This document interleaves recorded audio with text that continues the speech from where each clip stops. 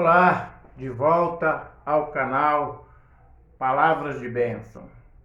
Espero que você esteja gostando das nossas mensagens, espero que você esteja sendo edificado por essas mensagens.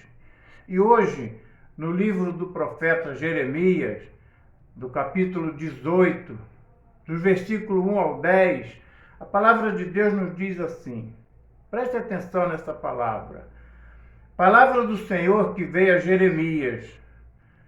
Levanta-te e desce à oficina do oleiro. Lá te farei ouvir as minhas palavras. Desci à oficina do oleiro e ele estava ocupado com a sua obra sobre rodas. Como o vaso que o oleiro fazia de barro se estragou nas suas mãos, então fez do barro outro vaso conforme melhorou o que ele achava. Então veio a minha palavra do Senhor e disse: por acaso não poderei fazer de vós como este oleiro, ó casa de Israel? Declara o Senhor. Como barro na mão do oleiro, assim sois vós na minha mão, ó casa de Israel. Se em algum momento eu falar em arrancar, derrubar e demolir uma nação ou um reino, e aquela nação contra a qual eu falar se converter da sua maldade, também eu me arrependerei do mal que planejava fazer. Se em algum momento eu falar em edificar e estabelecer uma nação e um reino, e esta nação fizer o mal diante dos meus olhos, não dando ouvido à minha voz, então me arrependerei do bem que planejava fazer. Olhando para esse texto, eu quero trazer uma mensagem ao seu coração com o seguinte título: levanta-te, porque Deus quer te usar. Você compreende isso? Levanta-te, porque Deus quer te usar. Achei interessante, fui fazer uma pesquisa sobre barro, sobre vaso, sobre oleiro, como que é confeccionado um barro. Eu quero compartilhar com você essa curiosidade que eu descobri. O processo cerâmico para se construir um vaso começa pela escolha do barro. Tem que ser um bom barro. O barro, ele existe em toda a superfície terrestre. Mas a pessoa que confecciona o vaso, ele precisa escolher este barro. A confecção desse vaso precisa passar pelas mãos de alguém experiente. Você já deve ter visto pela internet que eles põem numa roda, fica girando, girando, ele vai moldando aquilo ali. Interessante que a primeira secagem do vaso, ou a primeira queima no forno, vai a uma temperatura de 200 a 900 graus. Depois vem a pintura, o esmalte, outros produtos necessários. E quando é colocada a pintura, o esmalte ou qualquer outro desenho, ele volta ao forno, só que aí numa temperatura de 1200 graus. E aí depois vem o resfriamento. E ele só pode ser retirado do forno depois de 16 horas que ele está lá resfriando. Diante do texto que lemos, diante dessa curiosidade, pense em eu e você que está ouvindo essa mensagem, sendo este barro nas mãos do oleiro, e esse oleiro é Deus. Você já imaginou o que ele pode fazer comigo e com você? O tipo de moldagem, o tipo de vaso. E você já deve ter visto que há vasos nos lugares mais lindos, mais chiques que existe. Ou seja, levanta-te, porque Deus quer te usar. Você é um vaso na mão de Deus. Esse texto revela detalhes interessantes de como Deus trabalha na minha e na sua vida. Mas agora, Senhor, Tu és o nosso Pai. Nós, o barro, e Tu, o nosso oleiro, e todas as Tuas obras nas nossas mãos. Isaías 64, 8. Esse texto de Jeremias, eu quero destacar nessa mensagem 3 palavras que se encontram no versículo 2. Levanta-te, desce e ouvir. Levantar é tomar uma atitude, é se dispor, é sair do estado de acomodação, é colocar-se na posição que Deus quer te usar. Deus manda Jeremias se levantar, levanta-te. Isso se subentende, não está escrito na Bíblia, mas se subentende que Jeremias deveria estar sentado, deitado. Ele não estava de pé, porque senão Deus não mandava ele levantar. Se Deus falou levanta-te, é porque ele estava numa outra posição. Muitas vezes Deus faz isso comigo e com você. Manda-nos levantar, porque estamos numa posição de acomodação. Estamos sossegados, tranquilos, achando que tudo está ótimo. Só enxergamos e alcançamos as coisas que estão próximas de nós, porque estamos sentados. Não temos uma visão ampla das coisas. Para ter uma visão ampla, precisamos levantar. A Bíblia, ela traz vários personagens que Deus, em algum momento da história, mandou se levantar também para sair daquela posição de inércia, de acomodação, para fazer a obra dele ou para tomar alguma atitude. Eu trouxe 2 personagens apenas. Um desses personagens se chama Agar. Era uma das concubinas de Abraão, uma das esposas de Abraão. E você lendo lá em Gênesis capítulo 21, você vai conhecer mais essa história. E houve um momento ali da história que Agar foi embora por causa de uma briga com Sara, e chegou num determinado ponto no deserto, ela viu que ela ia morrer, o filho dela ia morrer, então ela senta debaixo de uma árvore e espera ali a morte. Deus chega para ela e diz o seguinte: levanta-te, pega o menino, toma-o pela mão, porque farei dele uma grande nação. Gênesis 21, 18. Então aqui nós vemos Deus falando para aquela mulher que ela achava que na situação que ela se encontrava, ela ia morrer de sede, de fome, o filho ia morrer ali também naquele deserto. Então ela senta debaixo de uma árvore e espera que a morte chegue. E Deus fala para ela: levanta-te, que eu vou fazer do teu filho uma grande nação. E muitas vezes eu e você ficamos sentados, acomodados, e Deus precisa nos mandar levantar. Um outro personagem é Elias, que lá em 1 Reis 19 fala dele. E deitado debaixo do arbusto adormeceu. Então o anjo tocou e lhe disse: levanta-te e come. Ele olhou à sua cabeceira, havia pão assado nas brasas e uma vasilha com água. Tendo comido e bebido, voltou a se deitar. Olha aí. Deus abençoou ele com a comida, ele comeu e voltou a deitar. O anjo do Senhor veio pela segunda vez, tocou-lhe e disse: levanta-te, come, porque a viagem será muito longa.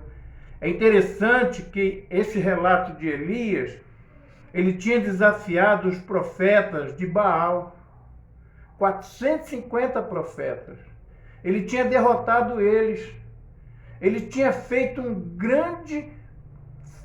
realizado um grande feito através de Deus ali, derrotando 450 profetas. Depois, por causa de uma mulher, ele se esconde, ele espera, fica com medo, mas Deus fala para ele assim: levanta-te, tem muita coisa para fazer ainda. Levanta-te, come, porque o caminho será muito longe. É interessante, quando você olha para a Bíblia, essa questão do levantar. Existe a ação humana e existe a ação divina. Jeremias 33, 3 vai dizer assim: clama a mim e responder-te-ei. Clama a mim. é uma ação humana. Eu tenho que clamar. Responder-te-ei é uma reação divina. Em Mateus 7, versículo 8, vai dizer assim: aquele que pede, recebe. Aquele que pede é uma ação humana. Recebe de Deus, uma ação divina. Ainda nesse mesmo capítulo vai dizer assim: aquele que bate, uma ação humana. A porta se abre, ação divina. Um outro texto em Êxodo 14:16 vai dizer assim: estende o cajado. É a ação humana feita por Moisés. O mar se abriu para o povo de Israel passar, foi a reação divina. Lá em Josué 3:3 vai dizer: pisar no Jordão e o Jordão se abre. Também ali Deus ordena a Josué falar para o povo de Israel: pisa as águas do Jordão. Foi ação humana. O Jordão se abriu para eles passar, reação divina. Rodear as muralhas de Jericó, e as muralhas caíram. Josué 6, versículo 4 e 20. Rodear as muralhas de Jericó foi ação humana. As muralhas caíram, foi ação divina. Jogar a pedra com a funda. Davi, ao matar Golias, foi uma ação humana. O gigante caiu, foi uma ação divina. Isso está em 1 Samuel 17:49. Tocar as vestes, ação humana. A hemorragia foi curada, ação divina. Marcos 5, 27 e 29, aquela mulher hemorrágica. Desce a casa do oleiro. Descer significa se humilhar diante de Deus, reconhecer que nada somos, que Deus é tudo, é estar sensível à voz dele. A segunda ordem de Deus para Jeremias é essa: desce. Primeiro ele teve que se levantar, depois ele teve que descer. Descer ao var, lá onde o oleiro trabalhava. Às vezes Deus está falando para mim e para você: levanta-te. E quando a gente levanta, ele fala: desce. Ou seja, se humilha diante de mim. Nas madrugadas, durante todo o dia, precisamos estar orando, buscando a Deus, assim como Jeremias fez. Ouvir foi a terceira ação de Jeremias nesse versículo 2. Ouvir. O povo de Deus tem que ser paciente para ouvir. E o Deus de toda graça, que em Cristo vos chamou à sua eterna glória, depois de haveres sofrido um pouco, Ele mesmo vos reabilitará, confirmar, fortalecer e alicerçar. 1 Pedro 5:10. E estou certo disto: aquele que começou a boa obra em vós irá aperfeiçoá-la até o dia de Cristo Jesus. Filipenses 1:6. Eu preciso estar atento. Eu preciso ouvir a voz de Deus. Eu preciso deixar de murmurar, de questionar as coisas, ouvir mais o que Deus fala comigo. Eu quero compartilhar outras lições que a gente aprende com o oleiro. Uma delas é que somos barro, não temos valor. O barro, lá onde ele está, não tem valor algum. Ele passa a ter valor quando ele é pego pelo oleiro, quando o oleiro faz o vaso, pinta, passa esmalte, coloca flores, algum enfeite, faz aquele vaso lindo, maravilhoso. O olheiro é Deus, o barro sou eu e você. Mas tu, Senhor Deus, és o nosso Pai, nós somos o barro, tu és o oleiro, todos nós fomos feitos por ti. Isaías 64:8. Aquele que se gloria, glorie-se no Senhor, porque não é aprovado aquele que gloria-se a si mesmo. 2 Coríntios 10, 17, 18. Outra coisa, somos barro, por isso somos frágeis. Não temos valor algum como barro, somos frágeis. Temos, porém, esse tesouro em vasos de barro, para que a excelência do poder de Deus seja Ele, não nós. 2 Coríntios 4, 7. Ou seja, o barro não tem querer. O barro não fala assim, olha, eu quero ser um lindo vaso para enfeitar a casa do rei, quero enfeitar os palácios. O barro não pode fazer isso. O barro, ele não tem valor. O barro, ele é frágil. O barro não tem querer. O barro faz aquilo que o olheiro quer fazer dele. Ou seja, eu e você não temos valor algum. Nós passamos a ter valor quando estamos na mão do olheiro e ele transforma a nossa vida. E no texto que lemos mostra que há momento que o barro se quebra, o vaso se quebra, o olheiro amassa de novo, faz um novo vaso. Sabe o que eu aprendo com isso e compartilho com você que ouve essa mensagem?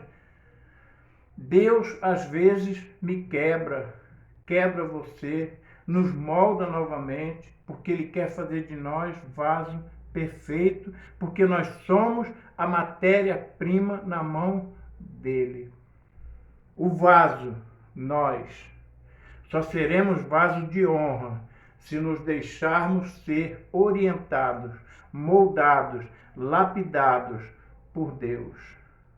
Precisamos seguir algumas orientações para isso. O vaso é para a glória de Deus e não para a nossa glória. Aquele vaso que era um barro frágil, um barro sem valor, que se transformou num lindo vaso e está agora enfeitando a casa do rei, está enfeitando os palácios. Ele é para a honra e glória do olheiro, não dele próprio. O vaso precisa centralizar suas ações em Jesus. Eu e você, as nossas ações, as nossas atitudes precisam estar centralizadas em Jesus.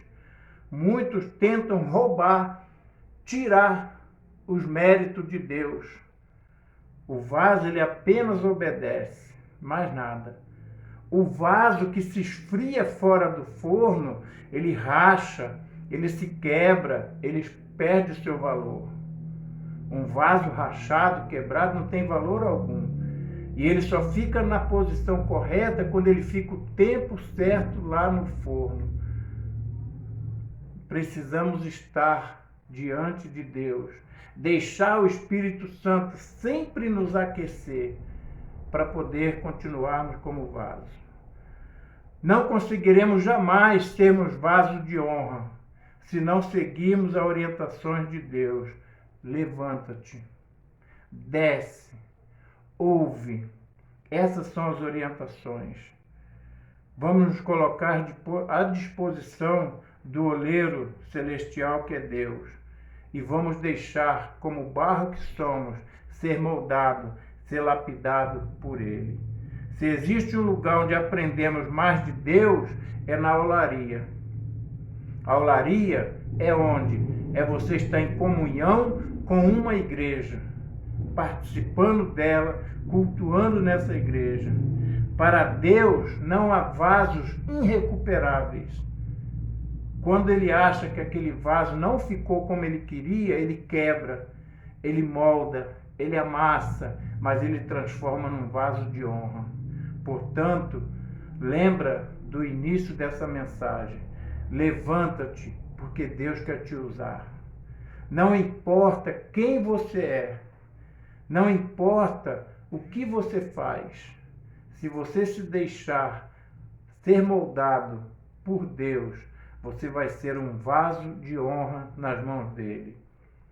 No final dessa mensagem tem uma música.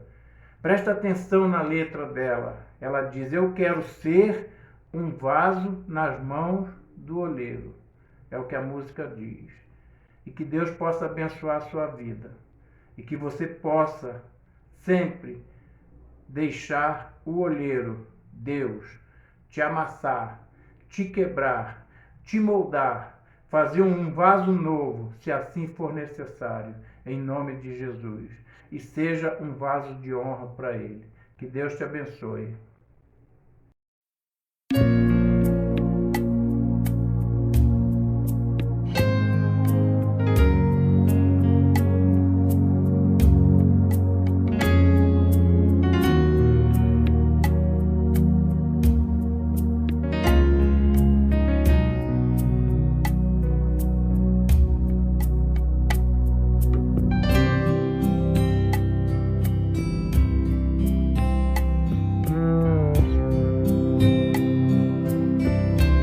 Eu quero ser, Senhor amado, como um vaso nas mãos do oleiro. Quebra minha vida e faz-a de novo. Eu quero ser, eu quero ser um vaso novo. Eu quero ser, Senhor amado, como um vaso nas mãos do oleiro. Quebra minha vida e faz-a de novo.